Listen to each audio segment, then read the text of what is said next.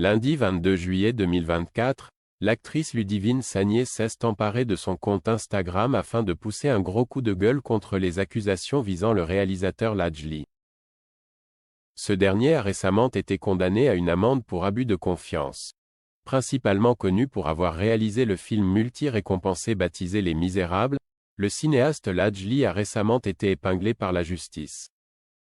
En effet, le parquet de Bobigny a annoncé vendredi 19 juillet 2024 que le réalisateur devra s'acquitter d'une amende de 50 000 € pour abus de confiance dans le cadre de la gestion de sa société de production et d'une association. Le parquet de Bobigny a indiqué que des investigations ont mis en lumière la gestion financière peu rigoureuse de l'association La Cité des Arts Visuels et de la société de production du cinéaste, baptisée Lily Film. En fait, Lajli a évité un procès au pénal après avoir reconnu sa culpabilité dans cette affaire. Il a ainsi bénéficié d'une alternative aux poursuites judiciaires qui le visaient.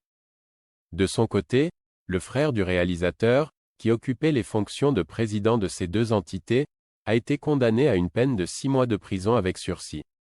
Il devra également s'acquitter de 100 000 € d'amende. Par ailleurs, il a désormais l'interdiction d'exercer une profession commerciale ou industrielle pendant 5 ans. Le parquet de Bobigny a toutefois précisé que l'enquête menée contre Lajli a mis en lumière qu'il n'existe pas de réelle volonté d'enrichissement personnel de la part du cinéaste. De plus, aucun détournement de fonds n'a été constaté par les autorités. Le réalisateur n'a pas manqué l'occasion d'afficher publiquement les conclusions de l'enquête sur les réseaux sociaux. 5 ans d'acharnement contre ma personne, a-t-il ainsi écrit. De son côté, la comédienne Ludivine Sagnier, qui intervient régulièrement au sein de l'école de cinéma de Lajli, a poussé un gros coup de gueule sur Instagram. J'encourage Mediapart, Le Parisien, Valeurs Actuelles, CNews, BFM TV, à cesser de propager de fausses informations quant à l'école Courtrajmé et Lajli, mais plutôt à s'intéresser au travail que nous faisons jour après jour pour la formation et l'insertion de centaines de jeunes gens issus et de tout milieu dans les métiers du cinéma, a-t-elle ainsi écrit. Notre école est petite mais nécessaire.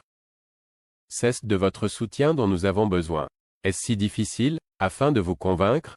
Je suggère aux anciens élèves des écoles Courtrajmé de bien vouloir laisser en commentaire un petit témoignage concernant l'apport de l'école dans leur vie. Merci, a ensuite ajouté Ludivine Sagnier. L'enquête visant Lajli portait principalement sur l'achat d'une maison à Montfermeil, en Seine-Saint-Denis, et des travaux qui ont suivi. Ces derniers auraient été financés grâce à l'argent de son association. Au total, 300 000 € auraient été utilisés. Cependant, le réalisateur a intégralement remboursé les fonds entre décembre 2020 et février 2022.